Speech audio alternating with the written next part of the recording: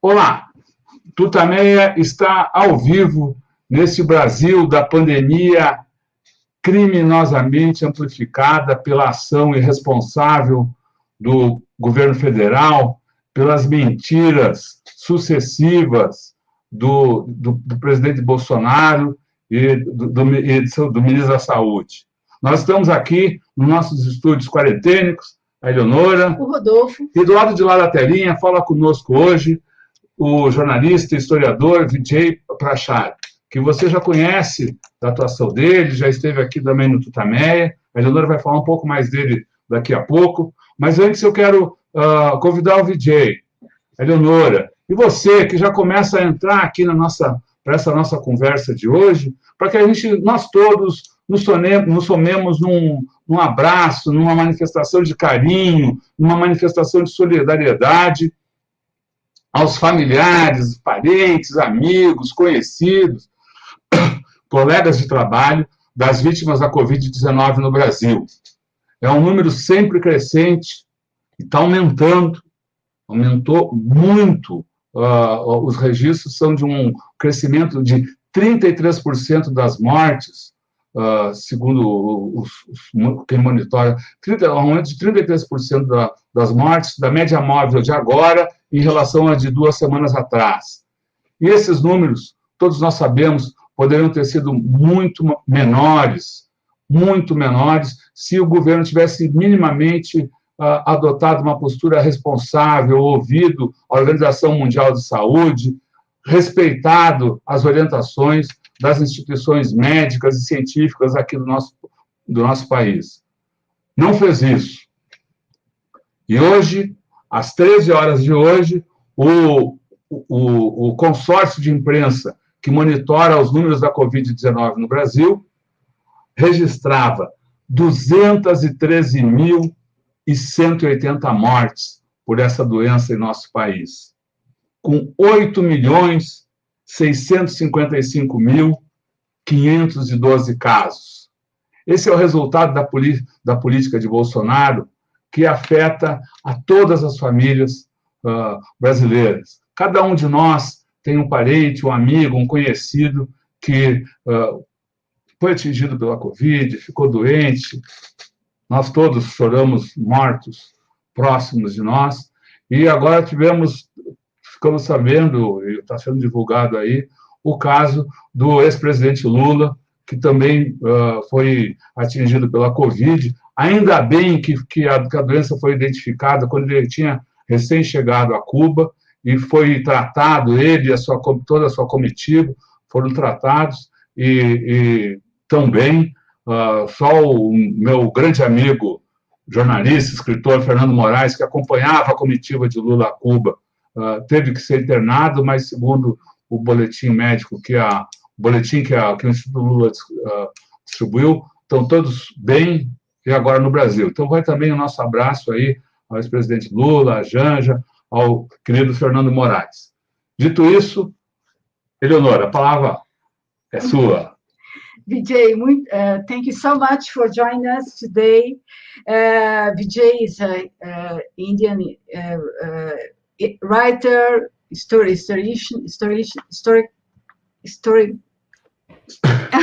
can just say writer, historian.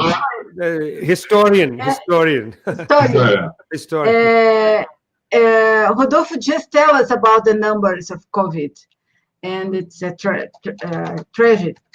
And some say we are living here in Brazil in a politics that creates a genocide situation. How do you see the situation in Brazil about COVID and about the health politics of Bolsonaro? Is it genocide? Well, firstly, it's amazing to be back with you at TUTAMÉIA, both of you. It's really lovely, and it's fantastic to see you in your home in São Paulo. You look healthy. You're able to dodge the destructive policies of your President Bolsonaro, and I'm very grateful to see you alive and well and smiling. And I'm sending you an embrace. These are very complicated times. the social impact of this pandemic is at some level as bad as the pandemic itself, the virus itself. People are struggling with mental health as much as people are struggling medically. It's catastrophic for society.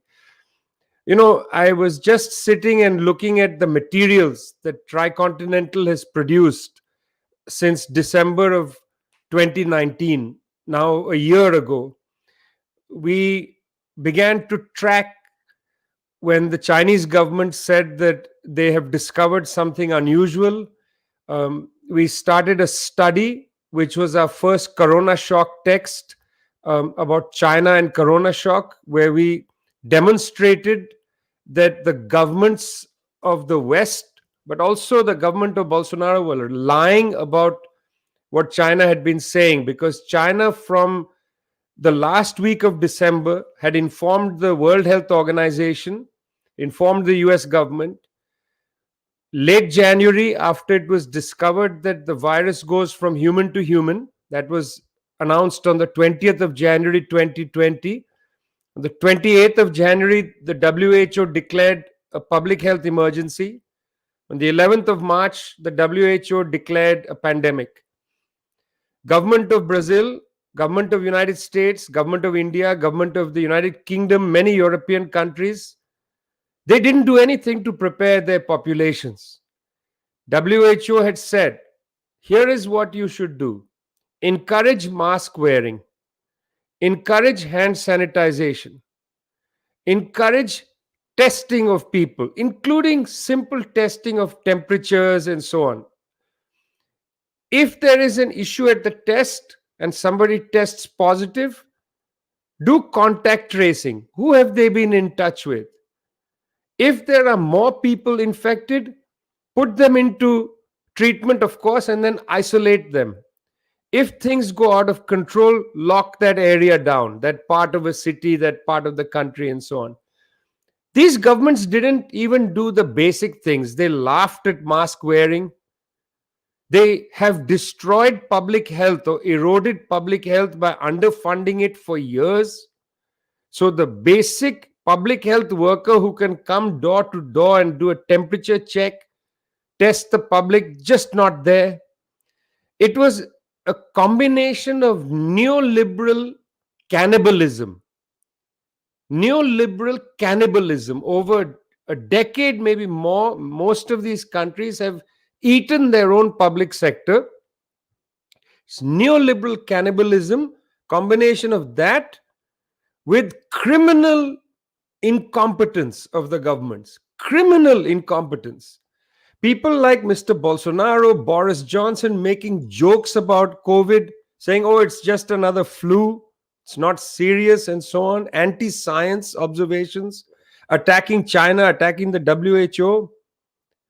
And then, of course, what do we see? We see the numbers rise dramatically of COVID in these countries. In these countries. Now, it's not to say that, in country like China or Vietnam or Laos, where they took the pandemic seriously, there have been deaths. Of course, we are talking about a very lethal infection. Very lethal. Very contagious infection. It's quite lethal, but not lethal like the Middle East respiratory syndrome. That was very lethal. This is very infectious, very contagious, but not as lethal. Very infectious disease. They just didn't take it seriously. It's for that reason that I was very moved to talk to representatives of Brazilian trade unions, lawyers for the trade unions, who had assembled a case against the Bolsonaro government. The case is quite simple, because the case says you have made public statements underplaying the severity, the contagiousness of the virus. Some parts of Brazil, in Amazonia, you have cut water supply to the public. The WHO has said, wear a mask, wash your hands. If you cut water supply, how are people expected to wash their hands? You see, in Manaus now, there's a problem of oxygen tanks. But before that, this government was not providing water to sections in Amazonia. So the Brazilian healthcare workers and others, including the MST, brought a case in the International Criminal Court at The Hague, charging the government of Mr. Bolsonaro with essentially crimes against humanity. Now, why did they go to The Hague, International Criminal Court? Why didn't they prosecute the case in Brazil? When I talked to the lawyers, they told me the problem is the way Brazilian law works.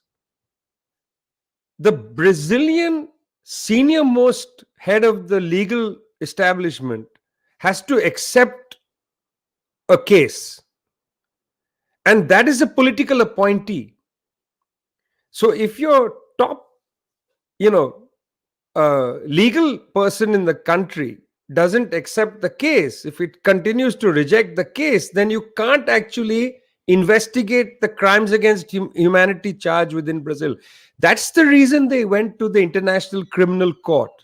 Now, just the last thing I want to say about this is, look, we know there's a serious problem in Brazil. Every day we read it. There's a serious problem in United States. It's a galloping, out of control COVID-19 in United Kingdom and so on. We know this. But you see, what's happening is these people are not going to pay for what they've done, which is for months they neglected a warning that came from the WHO. They didn't prepare the public. They continued to undermine basic principles. And millions of people are going to pay the price for this. Millions of people are going to pay the price for this. And hundreds of millions, if not billions more people, but at least hundreds of millions more people are suffering mental distress and so on as a consequence of this. And these people will not pay a price. See, I wanted to ask you, after all this, how is it possible that when polling firms go out to the Brazilian public and ask them, when the polling companies do a poll, people still think that President Bolsonaro is doing a good job? At least a section of the public. There's something wrong with our institution of democracy. You have a criminal behavior, and yet there are people who think something that's happening is being done properly. Not only do we have criminal governments in the middle of a pandemic, but we need to think seriously about what's happening to the democratic spirit in our societies.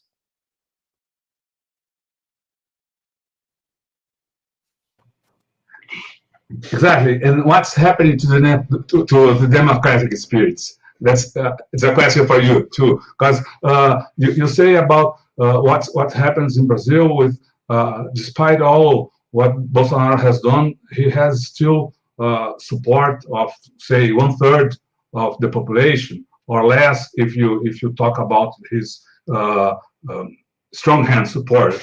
But you also see this similar things like this in the States. Biden has just had his inauguration. Nevertheless, you have like 35% of the population that believes that he's not the president-elect. And so what's happening to our democracy? To our democracy in the world, I mean. So, well done. I asked you a question and you just turned it around and put it to me. Well done. You are a very skilled interviewer. But I just want to say 30 some years ago, I started my career in broadcast journalism. So I know these tricks and I applaud you. I really applaud you. And you are a master at it. Well, Donald Trump, a criminal in many ways, because he lied to his people repeatedly about the severity of the pandemic. He lied in front of his public about the severity. He said, oh, it's almost gone, this, that, it's nothing, and so on. Underplayed what was happening. He lied about the response that his government was doing. He kept saying, oh, we'll vaccinate everybody. Nothing. You're not able to vaccinate anybody. Because guess what? Just buying the vaccines isn't enough. You need people trained to give the vaccination. And since you've destroyed your public health infrastructure, who's going to go and give vaccinations to 300 million people? That's 600 million vaccinations minimum, maybe 700. There's 3 something is the number of people in the United States. 700 vaccinations. Who's going to give it? You privatized vaccination giving in the United States. It's a private thing. It's not public. Where is the public sector in this? So they lied to the public, and yet Mr. Trump got 70 million plus votes in this election. Biden got 74 some million, so 4 million more. But Trump still got 70 million votes in this election. So serious look inward needs to take place. Serious look at what has happened to reason in our world. You know, when Karl Marx, a young Karl Marx, read Hegel's writings, the writings of the German philosopher G.W.F. Hegel, Marx was dissatisfied with Hegel because Marx said that Hegel assumes that because you can think about reason exists in the world. That what makes Hegel an idealist is because Hegel is able to conceptualize reason. He believes reason is real. See, Kant was even worse than Hegel because Kant took aspiration and made it real. That if you know, the is and the ought is as real as the is. At least Hegel was not as deluded as Kant. Hegel believed that the is has within it the Geist, has within it the spirit of reason. Marx said, take it easy, fellows. Reason has to be brought into the world. Reason does not exist in the world. We have ideas of reason, but ideas are not enough to make the world. We need to bring reason into the world. Reason needs to have a material foundation. If we can borrow from the old man Marx and bring it to our conversation, the democratic ideas exist in our world. We know we can talk about, when we say the word democracy, we have some common understanding. We know what it means. It means the rule of people. Forget the original Greek rule of the mob. Forget that. Demos. Leave that. Let's just think about our common understanding. The rule of the people, where the people are sovereign. We understand that. That's a common understanding people have. But there is no rule of the people in a country like Brazil or in the United States. You have institutions that have been created over generations, over a century, that call themselves democratic institutions but are not sufficient. You see, you have an election, that's okay. But the election is corrupted by money. Money has corrupted an election. Then even in the election, in the electoral process, you have the media coming in and shaping opinion. I mean, look at the last election in Brazil, where the campaign of Mr. Bolsonaro accused the campaign of Mr. Haddad of wanting to have children become homosexuals and so on. They fear-mongered by talking about sex education. Just fear-mongering. But if you think about it rationally, what's wrong with sex education? What's wrong with teaching young people about the human body? What's wrong with that? Even religious teachings should welcome a conversation about the human body. It's about health, after all. It's about, how people understand themselves and their relationship to other people. It would take away some of the mystery around the body that afflicts young people and, makes them actually tortured by this, by the nonsense that's in their heads. They get stressed and they don't understand what those things that are happening to their bodies are. What's wrong with a rational conversation about that? But you see, they take that and they corrupt it. And the media allows this corruption to go through because money power is destroying democracy. So we have an understanding of what democracy is. What is democracy? It's ruled by the people, but actually, the institutions of democratic process are corrupted by money. So it's not ruled by the people, it's ruled by the rich through institutions that appear to be democratic. We have a serious problem in our societies. The last election of Mr. Narendra Modi in India, that last election in 2019, was the most expensive election in world history, much more than the election that had brought Trump in 2014, which was very expensive. In that election of 2019, Mr. Modi's political party by itself, the Bharatiya Janata Party by itself, got 90% of the money that was spent in the election. I mean, that's not a democracy. It's through democratic processes that money intervenes. And so, when you think about Mr. Bolsonaro now, this plays a role. On the other side, all kinds of really quite toxic attitudes play a role. Machismo plays a role, racism plays a role, sexism plays a role. All of this is allowed into the public sphere. It's given legitimacy. When in India, Mr. Modi will come in and he'll dismiss, concern about, say, a pandemic, just dismiss it outright. It's done in a very macho way. We will confront it. We are strong. Sorry, actually, human beings are quite weak when we are confronted with a virus. Our bodies are not able, they are not strong. In fact, forget the coronavirus, the SARS-CoV-2, which is this novel coronavirus. Forget this. Even the common flu afflicts us terribly, and forget flu, forget virus. We are so susceptible to bacterial infections. You drink water that's not good, you'll be sick for days, So actually, we are not strong.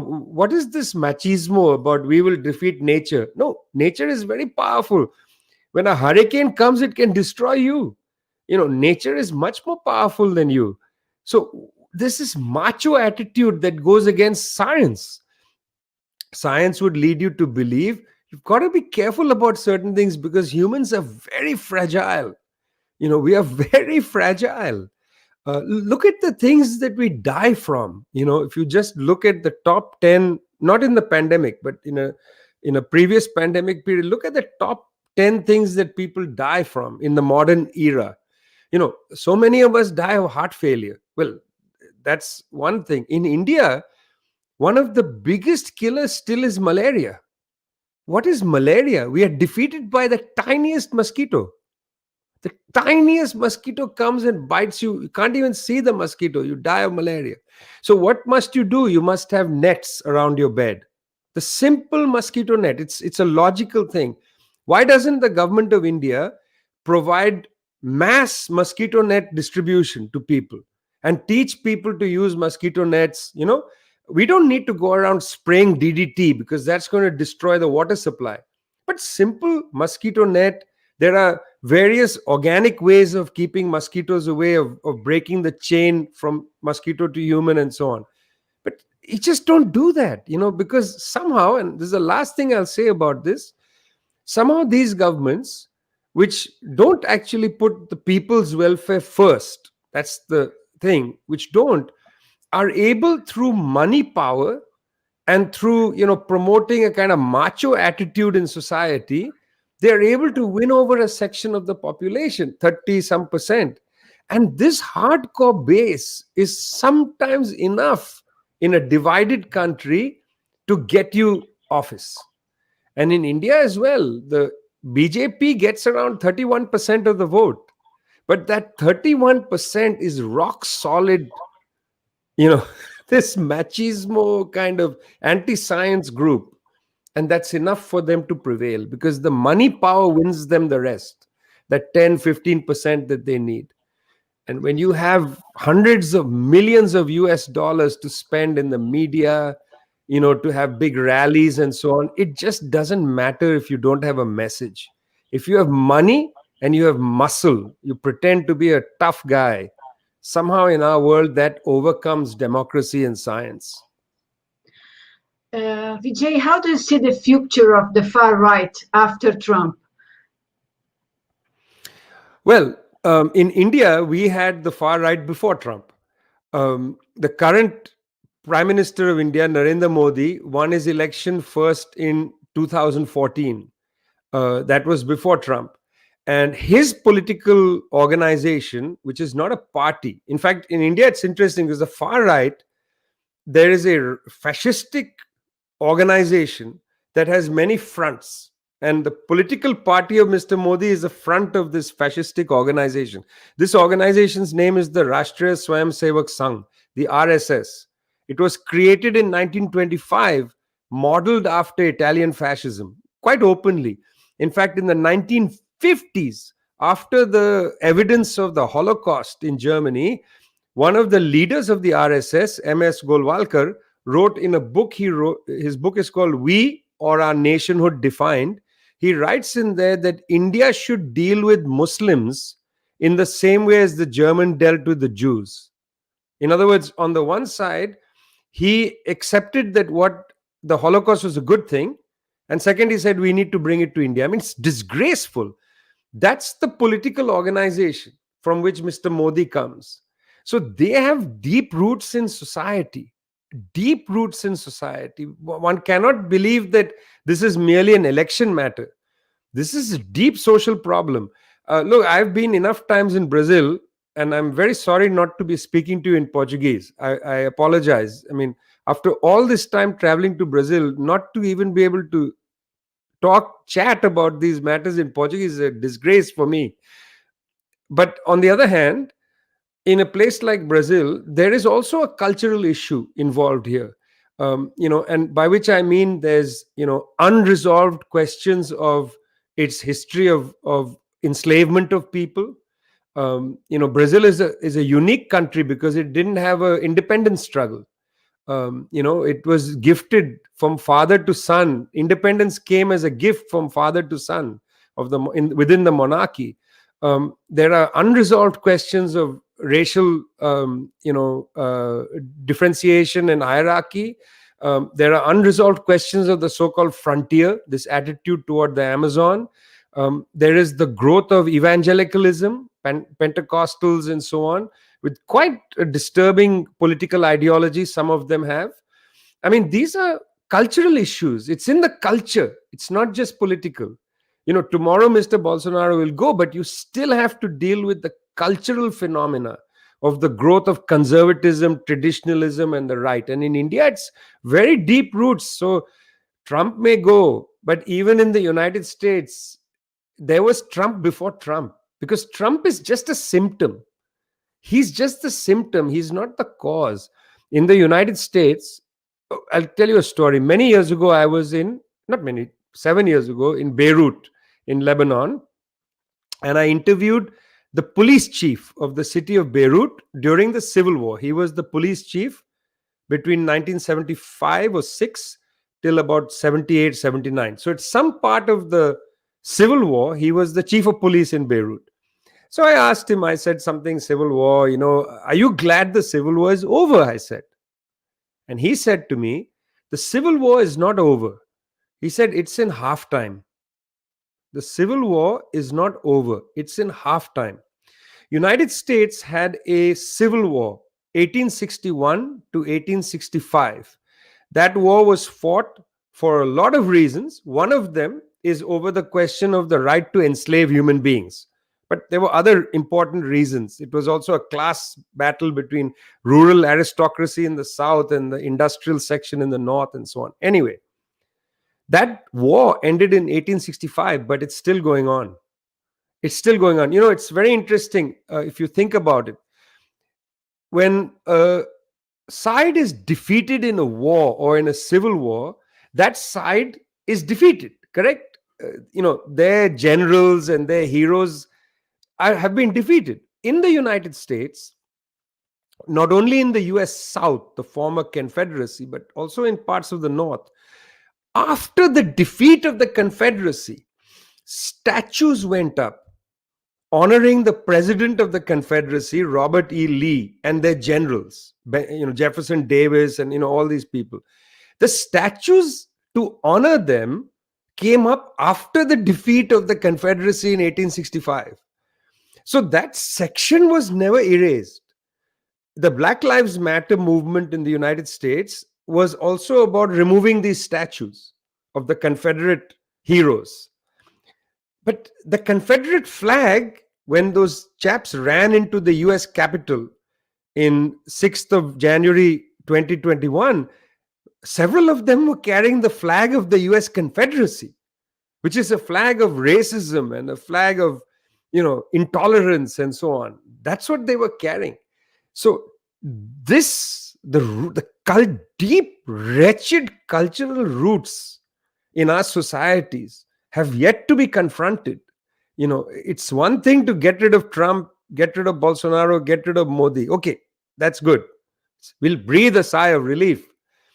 But it's like, a turnip or one of those vegetables that you can just pull up the stalk with the green leaves, but underneath there is this enormous root structure.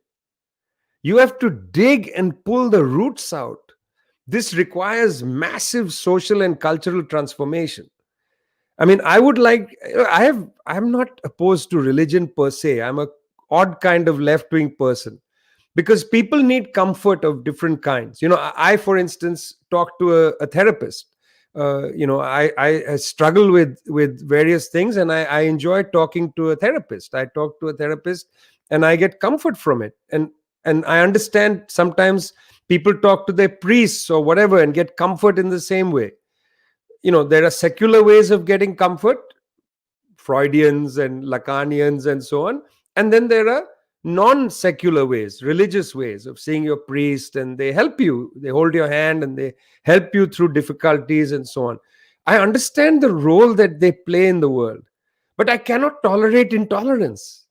It's okay to have somebody hold your hand when you're struggling and suffering, but that person shouldn't preach against women, against homosexuality, against certain minorities and so on. Religion must be democratized. Religion cannot be allowed to stay outside. Reason has to be brought into religion. You see, that's what I mean by bringing it in. You've got to bring reason into these traditions. Till now, we've allowed a lot of traditions to exist without reason. We've got to confront the attack on science. We've got to confront that. And we've got to attack any tradition, cultural tradition that disparages people. Because it starts there. Bolsonaro is, as I said, or Modi, Trump, they are the symptoms.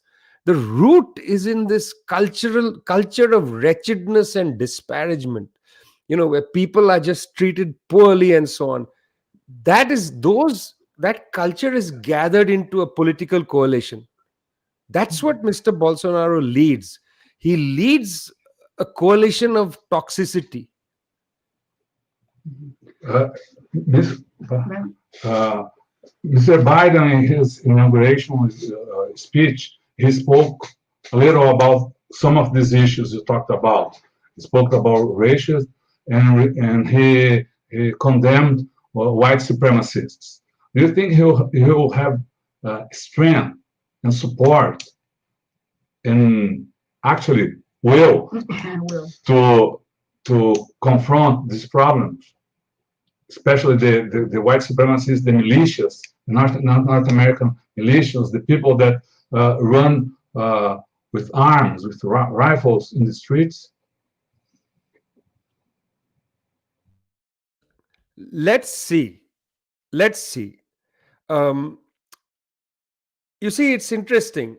When Martin Luther King is killed, Malcolm X is killed, John F. Kennedy killed, Robert Kennedy killed, these people are killed. These are important people. One is a president, one was a presidential candidate, one was a kind of, iconic figure of the civil rights movement. Two of them were iconic figures of the civil rights movement. What investigation was done of their killing? Just imagine this. In the United States, after Lyndon Baines Johnson comes to office, LBJ, after John F. Kennedy is killed, Mr. Johnson comes to office. Yes, he does the war on poverty and he moves the civil rights agenda. But they suppressed the Black Panthers. There's COINTELPRO is the name of the program, counterintelligence program. They go after Black Panthers. They go after the Puerto Rican radicals. They go after the left. They just suppress them. Black Panthers never used violence. They simply said, California law says we are allowed to carry guns. The law says you are allowed to carry guns. So we are going to carry guns to defend ourselves. But they didn't shoot people. Leonard Peltier, a leading Native American activist, is still sitting in prison. Assata Shakur is in exile in Cuba. They suppress these people. But they never suppressed these white terrorists. Never suppressed them. When Timothy McVeigh blew up a building in Oklahoma City, he was condemned to death. He was killed. He was executed by the state. But why didn't they then go and arrest the Michigan militia and try to disband that movement? Where was the counterintelligence program against them? Now, look, I'm not saying that go and suppress groups that haven't broken the law. But that's what they did to the Black Panthers. They used immense state repression to cut them at the teeth, close them down. They never did this to the white terrorists. So this gave the white terrorists the idea that nothing will happen to us. Now, look at this. Black Lives Matter protests, heavy police repression. Our friends in Code Pink, they go into that same Capitol building in Washington, D.C. They stand up in a hearing and they say, excuse me, I want to say something. They don't come armed. They just stand up to speak. They get dragged out by the police, beaten, arrested. One woman from Code Pink laughed in the hearing of Jeff Sessions. She just laughed out loud. She was arrested. She was charged with disturbing the session, and she went to a lengthy and expensive trial. I've forgotten what it was, but if she was found guilty, 9 years in prison for laughing in the chamber. This is a left-wing activist. Meanwhile, these right-wing fellas, they announced that they are coming on the 6th, for the 6th of January. They announced it before. That was Thursday, 6th of January. On Monday night, the mayor of Washington, D.C. and her acting chief of police stood side by side at a press conference. And they said, look, we know they're coming on Thursday, but we don't want to confront them. We don't want any violence. What? Okay, I'll come back to this in a minute. The next day, Tuesday night, the leader of one of these right-wing white terrorist groups, the Proud Boys, went to a historically black church, pulled down the Black Lives Matter banner and set it on fire. He was arrested Tuesday night. On Thursday, the city of Washington, D.C., the National Guard from Maryland, didn't establish a perimeter around the Capitol. They didn't create barriers. They just let these fellows walk right in.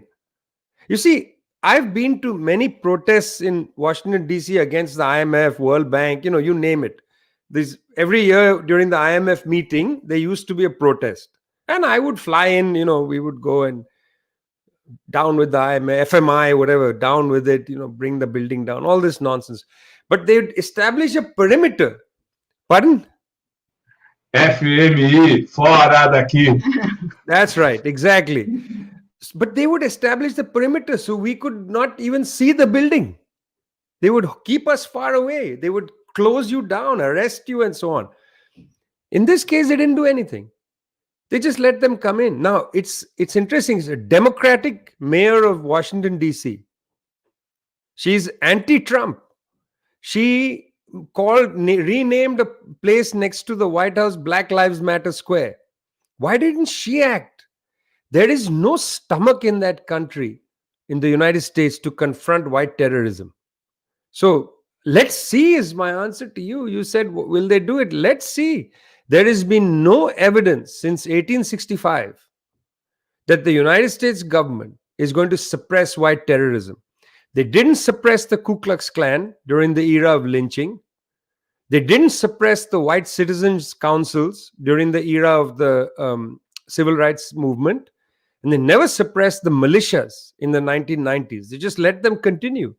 And these Proud Boys and all these other nutcases, they have complete impunity. Nobody's stopping them. Vijay, what can we expect about the Biden government inside the United States, to the world, and especially to Latin America? Well, I mean, look, one should never see the change of a government in the US and not say, well, let's have two thoughts at the same time. One is, let's hope it'll be better. Nothing wrong with hoping that. I mean, otherwise we would be made of stone, On the other hand, let's think realistically.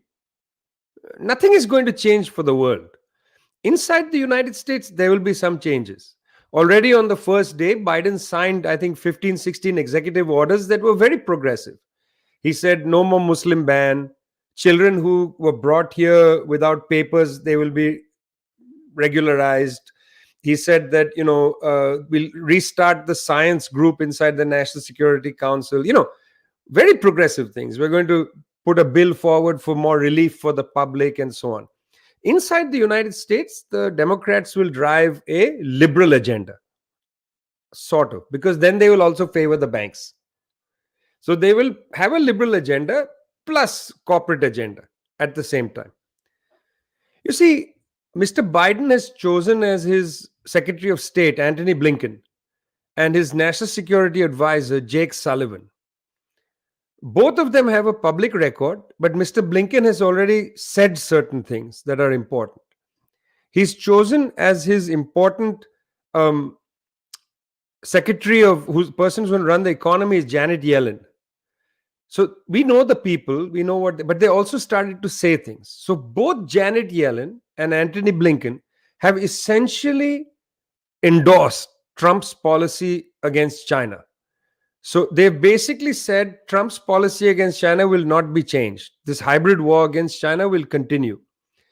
Mr. Jake Sullivan, the incoming National Security Advisor, publicly said to Walter Russell Mead about a year or so ago that the United States is not going to be able to militarily overthrow the government of Venezuela. Now, this is not a liberal advance. This was something that from Obama they understood, that it's not going to be easy to militarily overthrow the Bolivarian revolution in Venezuela. There's a couple of reasons why it won't be easy. I know Ivan Duque of Colombia wants to do it. And at some point, I think Mr. Bolsonaro also wanted to basically invade Venezuela. But his vice president, a military man, was not so keen on that. I mean, that's what I'm led to believe. But at any rate, the United States understood that the Bolivarian revolution has a lot of support inside Venezuela. That, a majority maybe of the population or near majority is fundamentally in favor of the Bolivarian revolution. You can't militarily invade a country where over 50% of the public is in favor of the government you're overthrowing. I mean, that's very difficult. And they've tried to erode that support and have had a hard time doing so. You see, in their previous invasions, like in Panama, nobody cared about what the Panamanian people thought. They just came in 1989, bombed the country, grabbed Noriega, took him to jail in Florida. And the Panamanian people were like, what happened? What happened just now? They just came in and took him like an eagle flying down and taking your lunch. And it's gone. And then the Panamanian people just looked left and right and said, my sandwich was taken by the eagle. I'll just go find another sandwich. Didn't seem to interrupt life in Panama very much, frankly. It's interesting that 89, not invasion, but that sort of invasion, and then the seizing of Noriega, it didn't have a cataclysmic impact on Panama. It's very interesting. It should be looked at. Whereas, for instance, I think they think that if they came into Venezuela, it would be worse than Iraq. Much worse than Iraq. Much more difficult to quell the problem. So Jake Sullivan says, look, we know there's no military solution. And then he says something which every Latin American, every human being should take seriously. He said, we are going to double down on sanctions. Double down is a very interesting term. because what it means is we are just not going to move from the sanctions policy, which was started not by Trump, but by Obama. And in fact, has roots that go all the way back to Bill Clinton, but really George W. Bush. So that's it. The policy vis-a-vis South America is not going to change because they said double down on sanctions.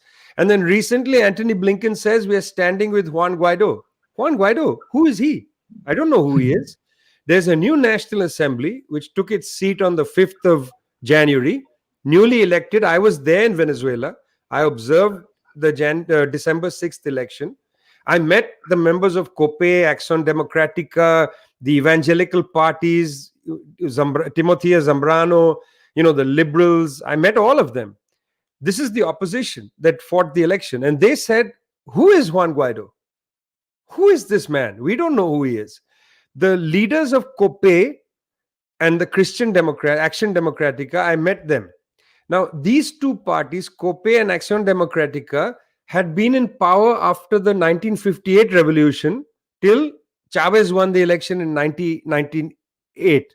For 40 years, these two parties ruled Venezuela, COPE and AD.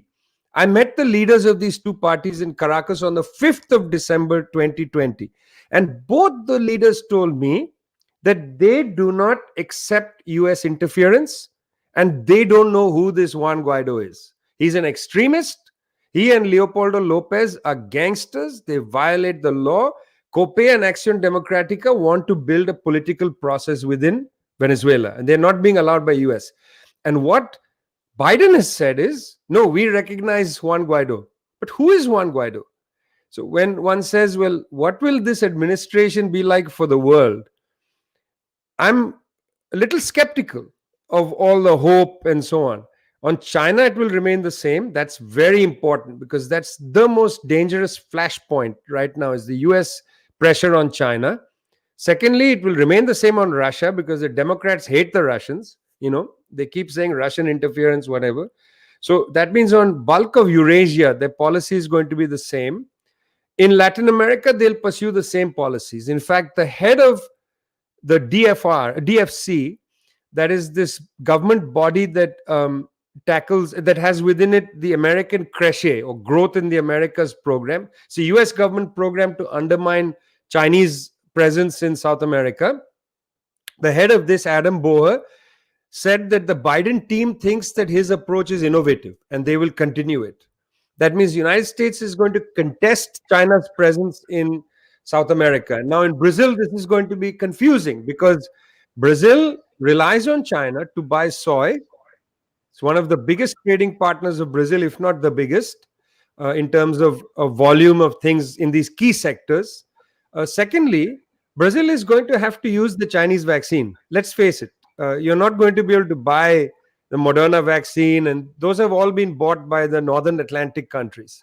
So you're going to have to buy the Chinese vaccine, and whatever Bolsonaro or his son say, end of the day, if the Brazilian people want to be vaccinated, you're going to buy the Chinese vaccine.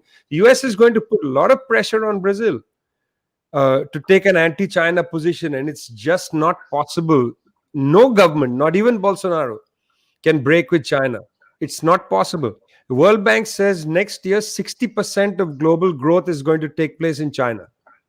You're welcome to break with China, but you'll have a declining economy. And nobody wants that, not even a right-wing government of Mr. Bolsonaro. So what to expect from Mr. Biden? Obviously, by human nature, you want to hope for the best. But as far as the world outside the US boundaries are concerned, it's not a good idea to hope for too much. Some say that things may change in a good way in relation to Cuba and Iran. What do you think about it? Mr. Obama removed Cuba from the state sponsors of terrorism list, but he still had the blockade on. He just removed it from the list. It was a good and important move from Obama. Trump squeezed Cuba again, and right before he left office in December 2020, he put Cuba back on the state sponsor on terrorism list. Now the problem is, It's easy to put a country on that list. It's difficult to get it off the list because there's a process. The country has to prove it's not a sponsor of terrorism. And this is a horrible thing because Cuba, during this pandemic, has been a state sponsor of something, but it's the opposite of terrorism. It has been a state sponsor of human solidarity because Cuba has sent doctors all around the world through the Henry Reed Brigade. And I very much hope that millions of people in Brazil will get involved in the campaign, international campaign, to get the Cuban doctors the Nobel Prize for Peace for this year. The website is cubanobel.org. I very much hope that millions of people in Brazil and elsewhere will get involved. cubanobel.org. So Cuba is the opposite of a state sponsor of terrorism. It's a state sponsor of human solidarity and has been so since 1959. Because what has Cuba exported? Cuba has exported medical assistants, teachers. All across Latin America, you will meet Cuban teachers training other teachers. Doctors. I mean, look at Brazil. Bolsonaro comes to power. What does he do? He says, Cuban doctors go away. Then what happens? Your health infrastructure immediately suffers for the poor because people realize, my God, we relied on those Cuban doctors not only to treat us, but to train other doctors, to inspire doctors to work amongst the poor and so on. So he's put Cuba back on that list, Mr. Trump, before he left. And if Biden wants to start the process, it's not easy. It takes time. And I would like to say that the Democratic Party has no reason not to befriend Cuba. And the Democratic Party has no reason not to open a direct negotiation with President Nicolas Maduro of Venezuela. No reason, because the right-wing Cuban and Venezuelan populations in Florida voted overwhelmingly for Mr. Trump. And the districts where these populations of Venezuelans and Cubans live in Florida voted for Republican people to Congress. So the Democrats owe the Cubans and Venezuelans of Florida nothing. So this is actually a political opening. And I very much hope that the people on the left of the Democratic Party put immense pressure on the Democrats to start the normalization with Cuba. That's essential. But also for Mr. Biden to have a conversation with President Maduro. This is very important. Normal dialogue must open. Venezuela must be allowed to breathe. Venezuela must be allowed trade, ordinary trade. Venezuela must be allowed to proceed with its own political, social, cultural, economic ambitions. The people of Venezuela are sovereign. They get to decide the direction of their country, not the head of the Organization of American States sitting in Washington, D.C., a man who's disgraced himself in the OAS behavior around the coup in Bolivia. A disgrace by the head of the OAS. He should resign immediately. He should resign because the OAS was used as a weapon against the people of Bolivia, and they continued to allow themselves to be used as a weapon against the people of Venezuela. So, there should be lots of pressure on the Biden government to, as I said, lift the foot of the US off the neck of Cuba and open a dialogue with President Nicolas Maduro of Venezuela.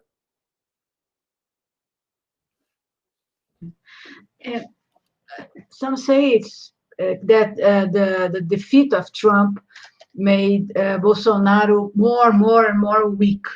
He has now no important support outside Brazil.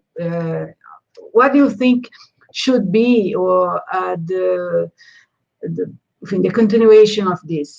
The Biden should get more proximity to Bolsonaro, or Brazil and United States should be more apart? This is not an easy question to answer. Because we have to face some facts, I think. You recently had a local election, not the federal election, but you had mayors and provincial elections. in that election, Bolsonaro suffered some defeats, but the left was also defeated, and the center right made some gains.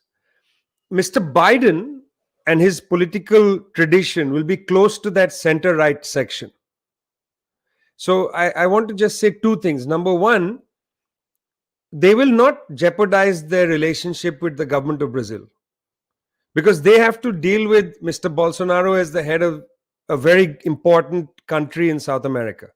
I don't think Biden is going to play the kind of games that Trump played with diplomacy. And it's quite right. I mean, the Brazilian people have elected Mr. Bolsonaro to be their head of government.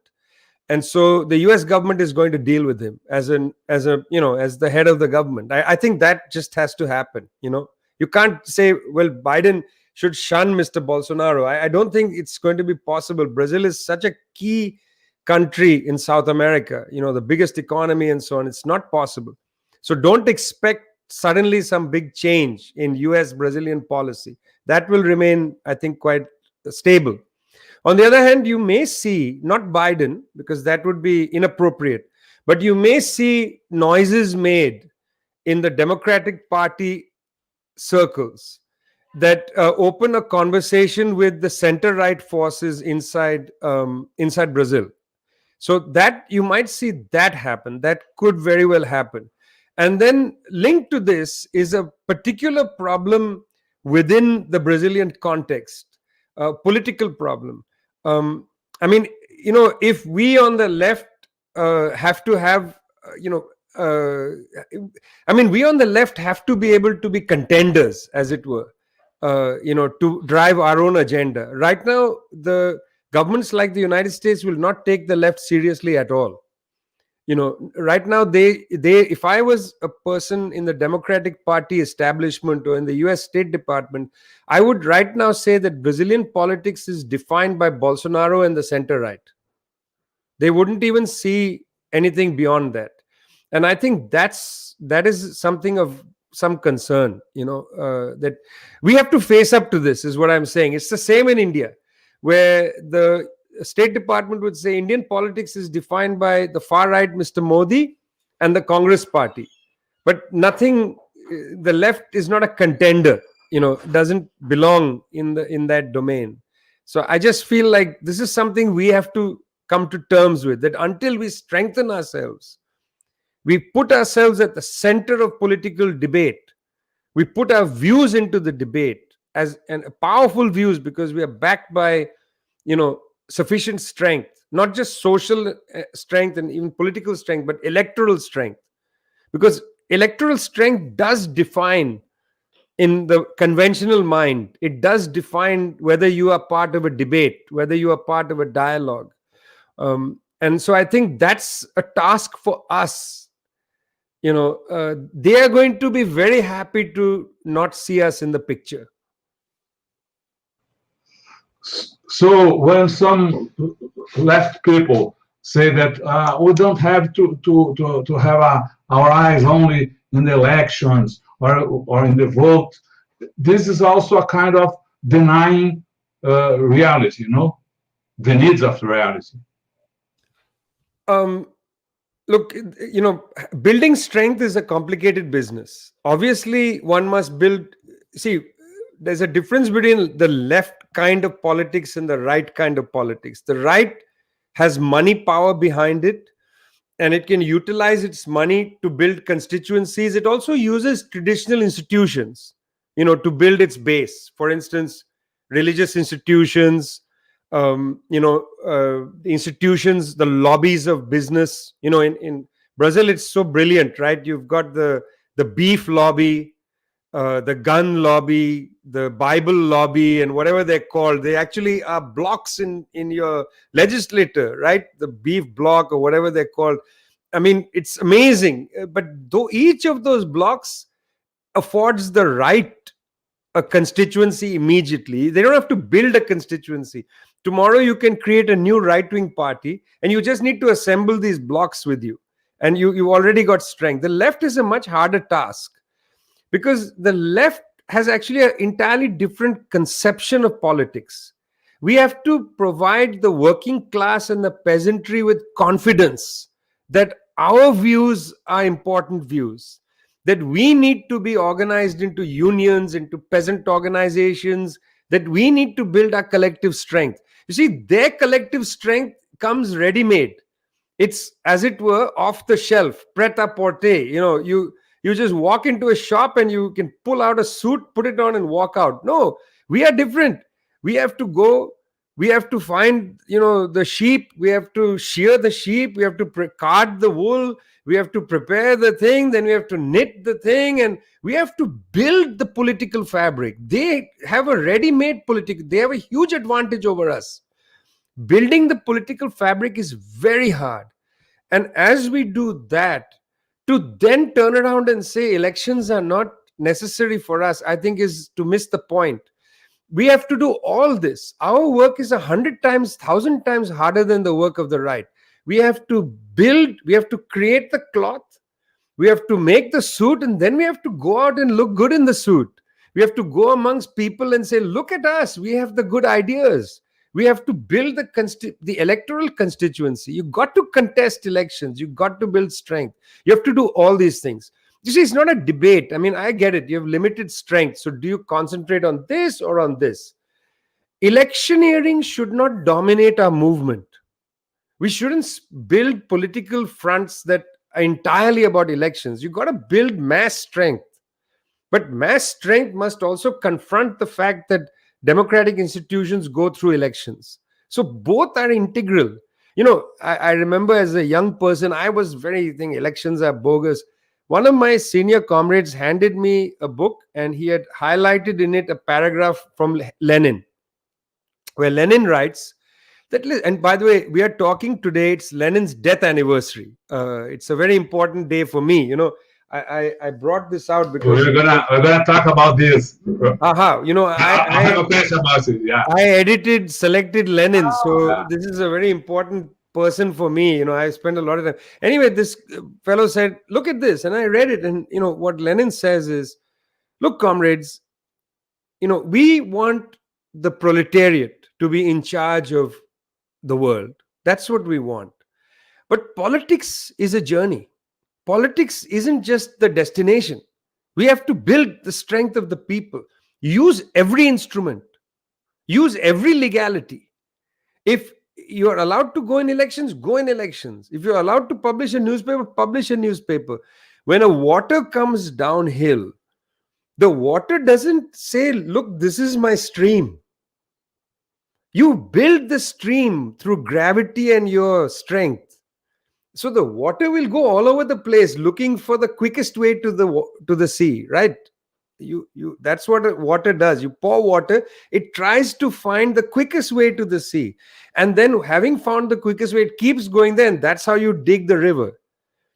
If that is the case, don't, as you're coming down, the first time your water is coming down, you say, no, wait a minute. We don't want to look we just will go here. We just want it. No, you go everywhere.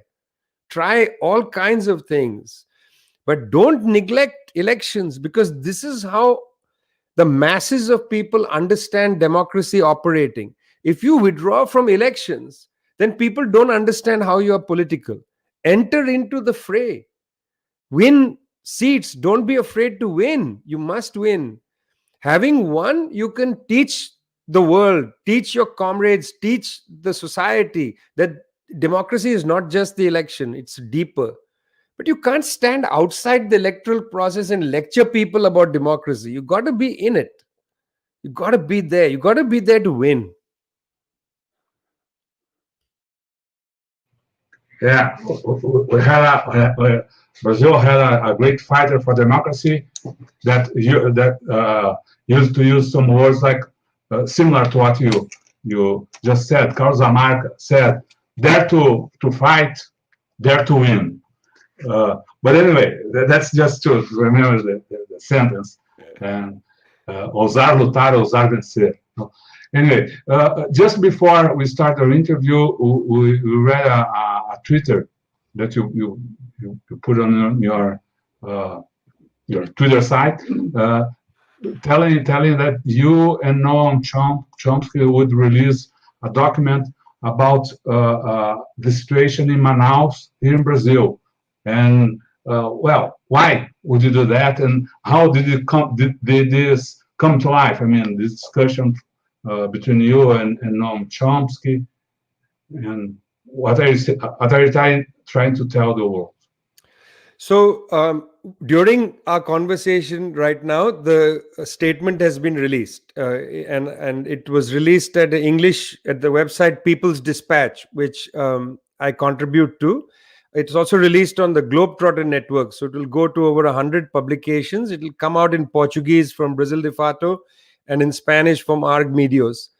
So it should be out by the end of the night, latest by tomorrow. Now, both Noam and I saw what was happening in Manaus, and that a major part of Brazil can suddenly run out of oxygen.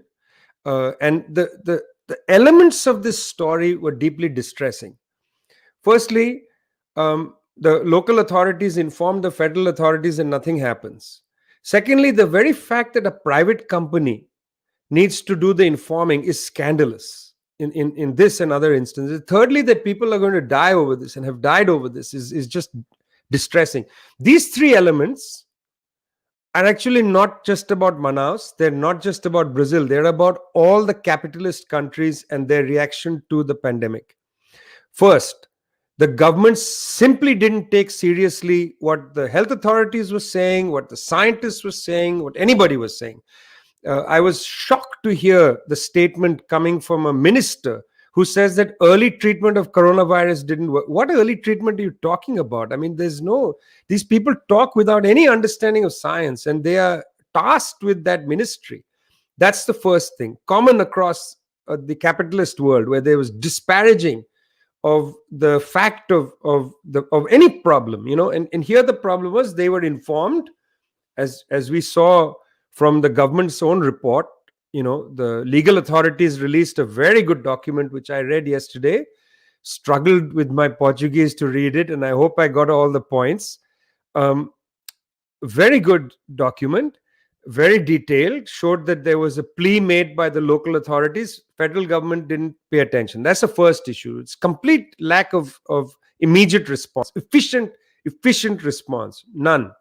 Secondly, a private company is tasked with this. This is oxygen in the middle of a pandemic. Where is the government? Where is the public sector? You still relying on a private company to provide oxygen? Government should have immediately stepped in here and said, this is not a for-profit issue. We are going to run this now. Sorry. I mean, this is an emergency. Private property be damned. We're going to go. So that a private company, not only that, okay, private company is supplying the oxygen, but the private company is pleading.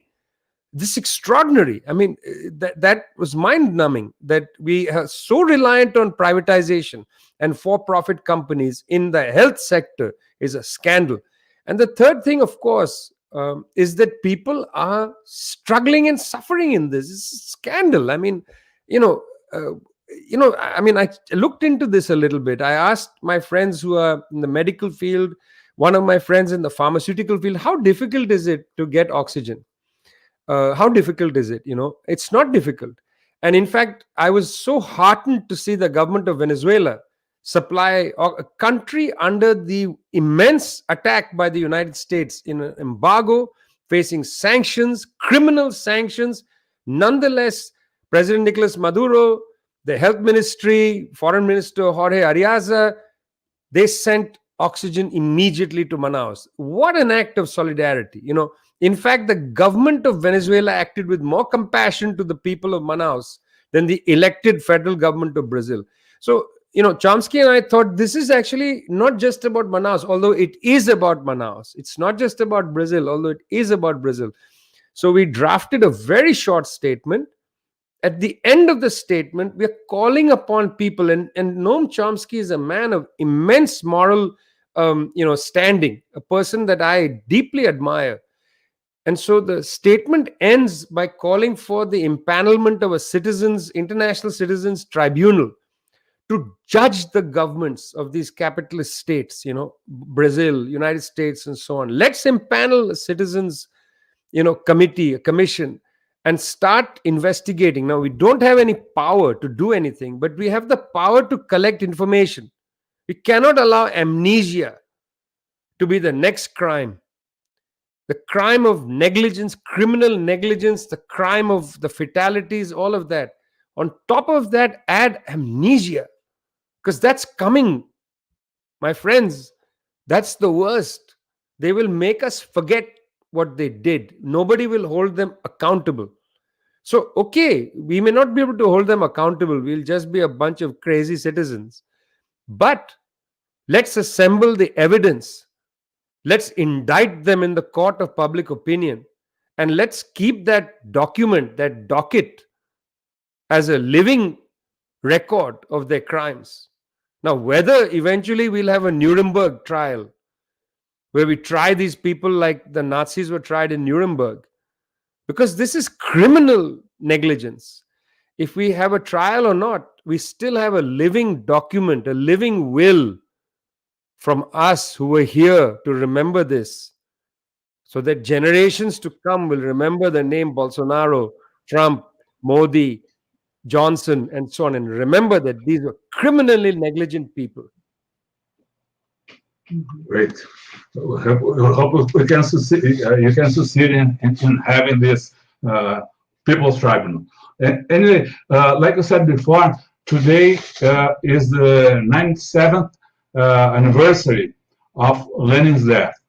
So we have to talk about this, about his work, his legacy, and who was Lenin, and what did he give to the world?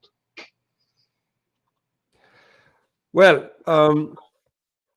there were many important people in the 19th century and into the 20th century. Many, many important people. But for those of us who benefited from the anti-colonial movement, one of our great heroes is V.I. Lenin.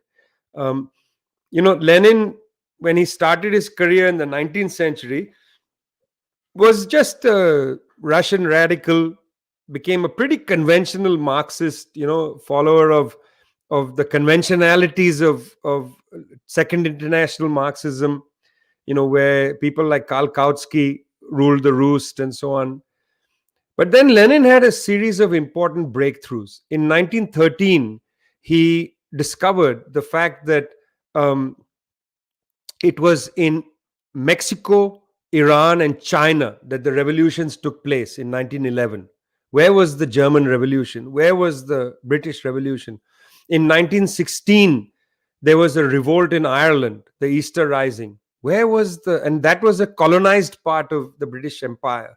The colonies seemed to be having revolts. Where were the revolts in Europe? So Lenin, who studied Marx deeply, wrote a series of texts in 1915, 16, and 17. The Right of Nations to Self-Determination, the text Imperialism, and then Two Tactics of Social Democracy. And what Lenin said was that in places that were colonized, there will never be the development of its productive forces. Its machines, the productivity of its labor will not be improved. We will be treated like animals to produce raw materials for the West, for the advanced industrial and capitalist countries. So he says you can't sit around in Russia or in India waiting for your productive forces to develop and then come into clash with the relations of production and then create a revolution. You have to do it. The task of a revolutionary is to not only overthrow colonialism, but to also build industry and to create socialism. Very complicated task. He said it's different than if there were a revolt in Germany or Britain where capitalism had developed. When the Russian Revolution succeeded, people in India, people in Peru, people in South Africa, people in China, we learnt our Marxism not from Marx but from Lenin. What we call Marxism is actually Marxist-Leninism. Because strictly speaking, Marxism would tell us you are not the place where a revolution is going to be possible. You have to wait to advance the productive forces. But look at this. Soviet Union created, or the Soviet Republic first, 1917. Mongolia is the next revolution that succeeded in 1918. Meanwhile, 1919, German Revolution crashed in 1919. Then Vietnam, 1945. Then China, 1949. Then Cuba, 1959. Then Burkina Faso, 1983, and so on. Every revolution of a Marxist kind has taken place in the third world. Every revolution. In the poor country, in a peasant country. We have followed the path of Leninism in that sense. That's the key thing that I would like to put there. Lenin was not just the man who made the Russian Revolution, as some books give that title. He was the one who brought Marxism to the third world. And for that, we are really grateful.